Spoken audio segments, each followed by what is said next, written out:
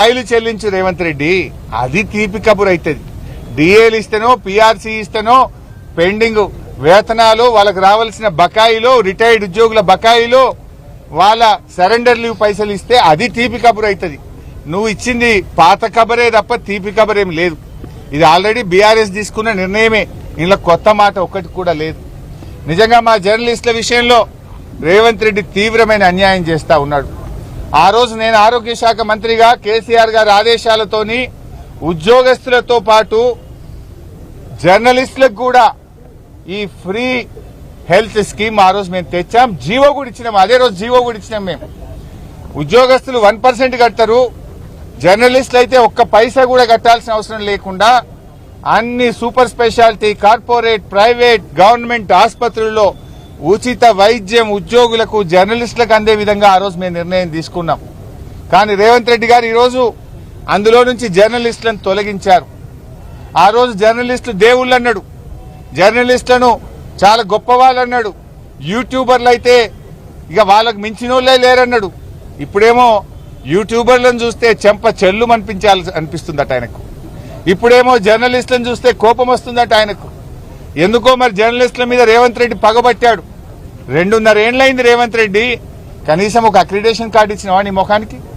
ఒక accreditation card ఇచ్చినవా జర్నలిస్టులకు అంటున్నా? ఒక్క ఇంటి స్థలం ఇచ్చినవా అని అడుగుతున్నా? ఒక్క రూపాయి ఇచ్చినవా అని అడుగుతున్నా? ఆనాడు కేసీఆర్ గారు 100 కోట్లతో జర్నలిస్టులకు సంక్షేమ నిధి పెట్టాడు. కరోనాలో జర్నలిస్టులను కాపాడుకున్నాము.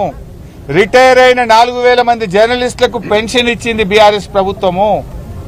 15 కోట్ల రూపాయలతో అద్భుతమైన ప్రెస్ అకాడమీ భవనం కట్టింది బీఆర్ఎస్ ప్రభుత్వము.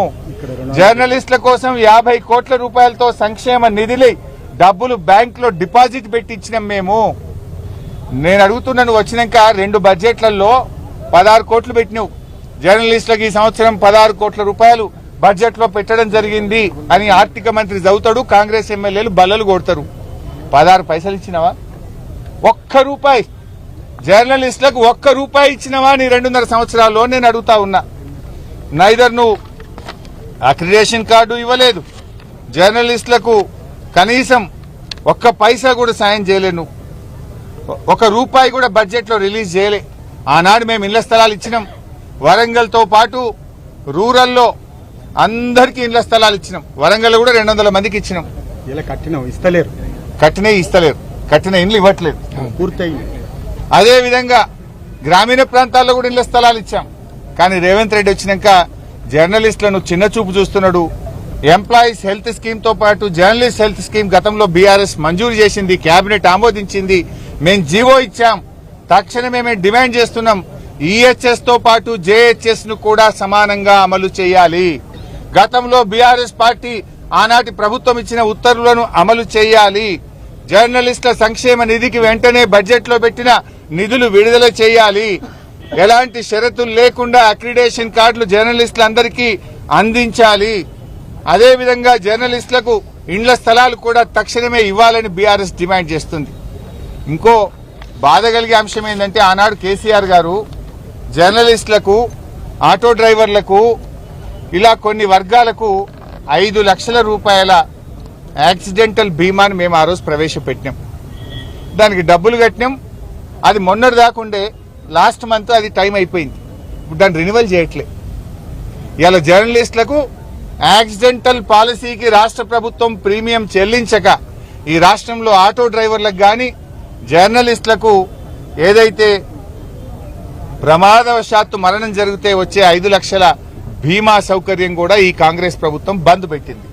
దానికి కూడా డబ్బులు కట్టలేదు. నాకు అర్థం కాక అడుగుతున్నా, ఎందుకు ఈ జర్నలిస్టుల మీద పగబట్టినావు? 2.5 సంవత్సరాలు నీకు ఒక్క నిమిషం కూడా ఓపిక లేదా? జర్నలిస్టుల గురించి ఆలోచించే తీరిక లేదా?